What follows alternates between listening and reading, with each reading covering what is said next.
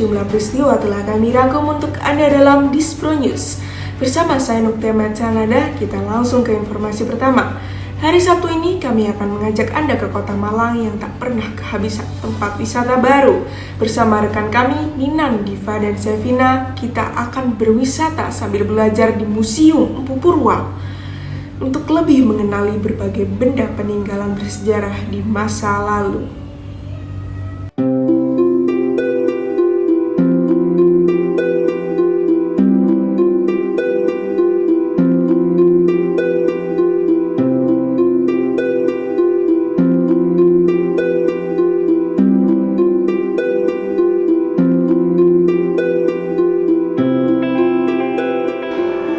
Baik, terima kasih Nukti atas waktunya. Perkenalkan, saya Diva Predita Amelia. Saya sekarang sedang berada di Museum Empu Purwa yang berada di Jalan Soekarno-Hatta nomor 210. Dulu, Museum Empu Purwa bernama Gedung Balai Penyelamatan Benda Purbakala Empu Purwa dan diresmikan oleh Wali Kota Malang saat itu, Dr. Andes Penny Suparto. Setelah dilakukan revitalisasi sejak tahun 2014 hingga akhirnya dibuka dan diresmikan kembali kemarin tanggal 14 Juli 2018 oleh Menteri Pendidikan dan Kebudayaan Profesor Dr. Muhadjir Effendi dengan nama Museum Empu Purwa.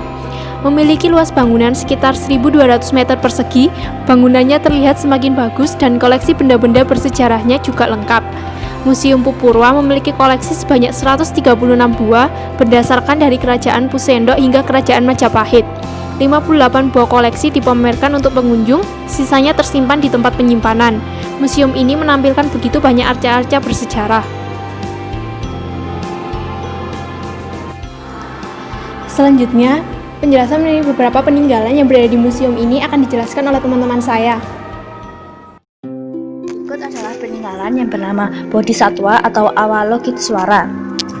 Digambarkan dalam posisi berdiri dengan sikap tegak, alur lungkuan badan Tribangga. Arca ini kaya akan hiasan di kanan dan kirinya.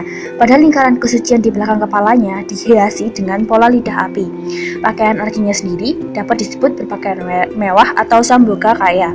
Bagian paha ke bawah patah, tangan kanan patah pada bagian lengan, sementara tangan kiri membawa tangkai bunga teratai yang diduga itu sebagai bunga teratai merah atau padma, karena pada bonggol tangkai teratai yang berada di bawahnya terdapat daun dari jenis teratai merah. Sandaran yang sekaligus sebagai praba dihiasi dengan hiasan angsa, makarna, dan singa yang laki-lakinya diganti dengan kaki kuda atau lembu. Dalam kesenian Singosari sering kita jumpai pertukaran kaki semacam ini, seperti kaki kuda diganti dengan kaki singa. Pada tahun 866, Saka bulan Caitra tanggal 6 Sukla Paksa, Wukusinta yang bertepatan dengan tanggal 3 Maret 944 Masehi, Sri Maharaja Rakehinopu Sindok Sri Wikromadarmo Tunggadewa memerintahkan melalui Rakai Kanuruhan untuk menetapkan sebidang tanah di Desa Muncang yang termasuk wilayah Hujung. Maksud dari penetapan sebidang tanah tersebut guna keberlangsungan bangunan suci tempat pemujaan yang bernama Siddha Yoga, yaitu sebuah tempat ketika para pendeta melakukan persembahan kepada Batara setiap harinya, serta mempersembahkan kurban bunga Batara Sang Hyang Swayambhuha di Walandit. Nama Walandit sekarang menjadi Blandit, sebuah dukuh di desa Wonorejo, Kecamatan Singosari, di mana prasasti Muncang tersebut berasal. Dengan demikian, desa Muncang dahulu tentu berada di desa Blandit sekarang. Dahulu, daerah ini masuk dalam wilayah Hujung. Diduga Hujung adalah desa Ngunjung, Singosari sekarang. Pada waktu tanah Simah tersebut ditetapkan, yang menjadi kepala wilayah Hujung, Rakyang Hujungpu Maduralokaranjana, yang memang sangat besar perhatiannya di bidang keagamaan. Adapun yang dimaksud Batara Sang Hyang Swayambhuha di Walandit itu berhubungan dengan pemujaan Hyang di Gunung Bromo, karena kata Swayambhu yang terlahir sendiri adalah sebutan bagi Dewa Brahma, Batara Bromo, sebagai dewa yang terlahir dengan sendirinya. Peninggalan ini bernama Ganesha Tikus. Digambarkan duduk seperti bayi dengan badan sangat bunta atau tambun, sehingga kelihatan lucu. Namun raut mukanya tampak garang. Kepala memakai mahkota dari rambutnya disanggul atau jata matukuta. tangan 4 buah atau catu baja, tangan kanan belakang membawa kapak atau parasu, tangan kiri belakang membawa tasbih atau akasmalah, tangan kanan depan aus, tangan kiri depan membawa mangkuk atau modaka, namun telapak tangan ini pun aus.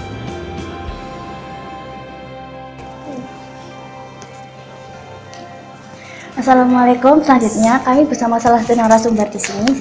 Mohon memperkenalkan diri. Nama saya Mimin Juni Marita, saya di sini sebagai juru pelihara. Saya ingin bertanya mengenai jumlah pengunjung yang datang ke sini selama masa pandemi itu sekiranya gimana ya?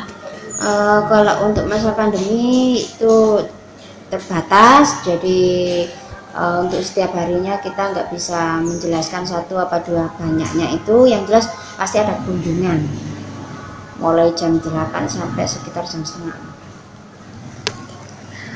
Lalu harapan-harapan untuk museum ini sendiri apa ya, Kak?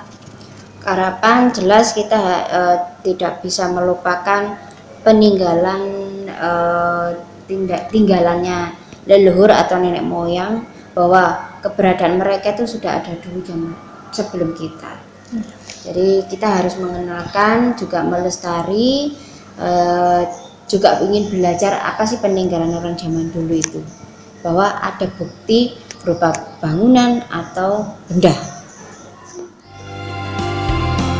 Berwisata sambil belajar, Malang punya semua. Kami, Liman, Diva, dan Devina, melaporkan dari Kota Malang.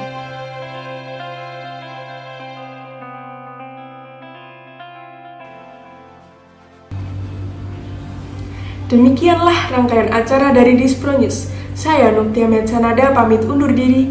Wassalamualaikum warahmatullahi wabarakatuh. Sampai jumpa.